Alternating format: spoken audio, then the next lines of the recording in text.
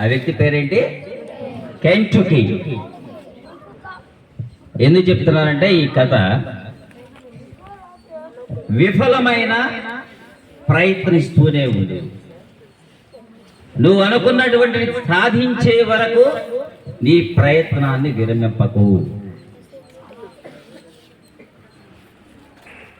ఒక అబ్బాయి 7వ తరగతిలోనే డ్రాప్ అవుట్ అంటే బడి మానేశాడు. అతని యొక్క పరిస్థితులకి చదువు కొనసాగించలేకపోయాడు, చాలా ఇబ్బందులు పడ్డాడు.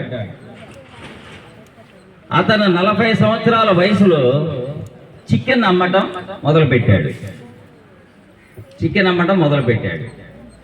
అయితే తను ఏదైతే అనుకున్నాడో అది సాధించలేకపోతున్నాడు. తను ఏ ప్రయత్నం చేసినా కూడా విఫలమవుతూనే ఉన్నాడు. అలాగని ఒక రెస్టారెంట్లో, ఒక ఫ్రాంచైజీలో ఒక రెసిపీని తయారు చేశాడు. ఆ రెసిపీని రిజెక్ట్ చేశాడు. మరలా ప్రయత్నం చేశాడు, మరలా నచ్చలేదు. అలా 1009 సార్లు ఆ రెసిపీని తయారు చేశాడు. అయినా సక్సెస్ కాదు. చివరి ప్రయత్నంలో సక్సెస్ అయ్యాడు. అతనే ఈరోజు ప్రపంచంలో చికెన్ అంటే గుర్తుకొచ్చేటువంటి వ్యక్తి. ఎవరు? కెంటుకీ. KFC తెలుసా మీకు? KFC అంటే what is meant by KFC? Kentucky fried chicken.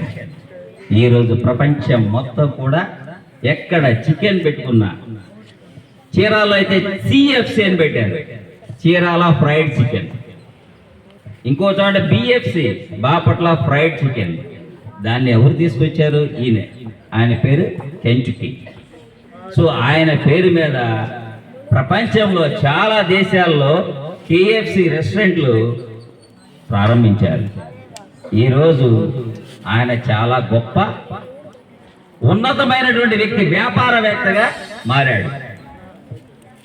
ఫైనల్గా ఏంటి? మనం విఫలమైనా కూడా మన ప్రయత్నాన్ని ఆపకూడదు. ఆపుదామా? కంటిన్యూ చేద్దామా? ఎప్పటి వరకు?